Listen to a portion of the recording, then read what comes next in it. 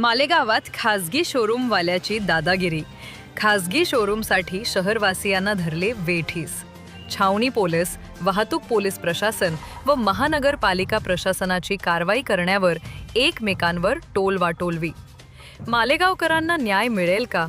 मालेगाव शहरातील एका खासगी शोरूमच्या उद्घाटनासाठी पोलीस आणि महापालिकेच्या आशीर्वादाने थेट मालेगाव सटाणा महामार्ग बंद करून नागरिकांना प्रचंड वाहतूक कोंडीचा सामना करावा लागला। सणासुदीच्या काळात आधीच वाहतुकीचा ताण असताना शोरूमवाल्यांच्या मेहरबानीसाठी नागरिकांचा बळी दिला गेला अशी चर्चा शहरात आहे। इतकेच नव्हे तर हॉस्पिटल परिसराकडे जाणाऱ्या रुग्णवाहिकेलाही अडथळा निर्माण झाला। एका रुग्णाचा जीव धोक्यात आला असता तर त्याची जबाबदारी कोणाची असा संतप्त सवाल नागरिकांनी उपस्थित केला आहे। विशेषतः ट्रॅफिक पोलिसांकडूनच बंदोबस्त देण्यात आला, हे कसे शक्य आहे? हे बंदोबस्त कशावर आधारित होता? छावणी पोलिसांची जबाबदारी नव्हती का? त्यांना हे माहितीच नव्हते का? त्यांच्या समोरच भर रस्त्यात फटाक्यांची आतिषबाजी करीत वाहतुकीस अडथळा देखील निर्माण झाला। यात काही हितसंबंध आहेत हे सुद्धा तपासणं महत्त्वाचे आहे। जर हितसंबंध नसतील तर तातडीनं मोठा दंड आकारून आणि कठोर कारवाई करूनच प्रशासनानं स्पष्ट करावे असे नागरिकांचे मत आहे।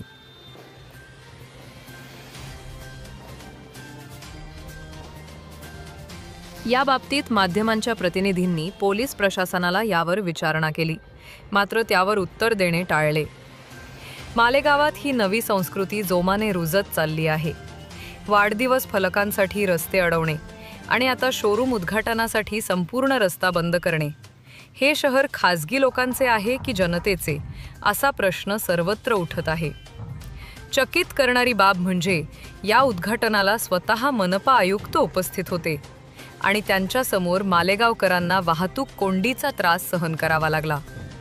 नागरिकांचा संताप उफाळून आला असून प्रशासनाने अशा प्रकारांना थारा दिल्यास लोकांच्या जीवाशी खेळण्याची जबाबदारी पोलीस व मनपा दोन्हीवर येईल।